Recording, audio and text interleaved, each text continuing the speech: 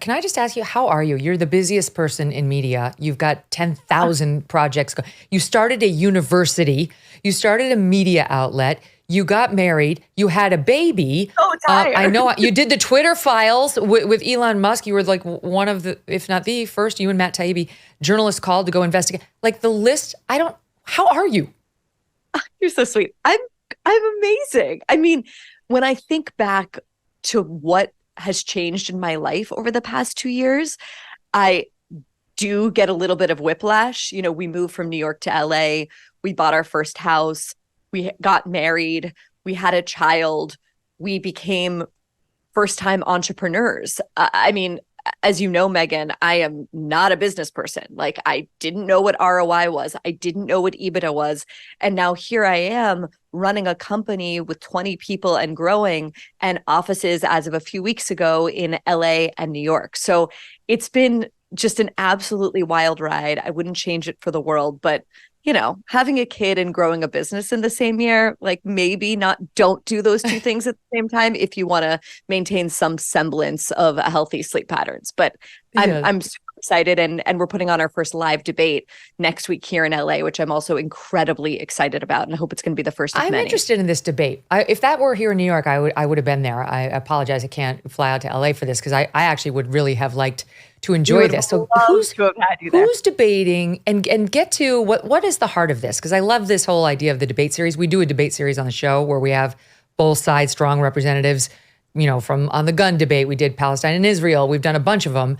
So I completely support the concept. It seems like you've gotten some spicy women who are ready to go at it on this issue. I loved your Israeli-Palestinian. I think you had Alan Dershowitz and Shadi Hamid for that. It was, Yep. it was so good. Yeah, I mean, what we've found is that, despite what a lot of the legacy publications would have you believe, which is, don't treat readers or listeners like adults, give them a kind of pre-masticated mush that confirms their biases. Actually, it turns out that huge numbers of people crave open, honest, sober, provocative debates. And when I look at the kind of episodes that have done the best on my podcast, honestly, often they're debates, including most recently about Ozempic, which I thought was a really provocative one. So what could be more provocative in our view than debating the legacy of the sexual revolution? Something that growing up, I believed was an unadulterated good, allowed women to become not second-class citizens to men, in a revolutionary tiny pill, allowed women for the first time in history to have autonomy and control over their bodies and when to have children. Did it make you a slut or a wench or whatever the smear would be to have sex before marriage? Holy shit, it changed the world. And yet, what are the unintended consequences of all of these freedoms? We see that people are having less sex. They're not getting married, and therefore they're unhappier and they're lonelier. What of hookup culture? What has happened to men as a result of feminism and the sexual revolution? I think that this is an extremely juicy debate, and we put together an amazing group of women. All, by the way, happen to be young mothers on stage. On one side, we have the great and powerful Sarah Hayter, who's incredible. Look her up. If people don't know her, her podcast is A Special Place in Hell. She's paired up with the inimitable Grimes, which I think is going to be an incredibly interesting pairing. And they're arguing that the sexual revolution has not failed. On the other side of the debate, arguing that the sexual revolution has failed, we have Louise Perry. Megyn, if your listeners don't know her, I think that they will be extremely interested in what she has to say. She's out of the UK. They know her. We've had her on.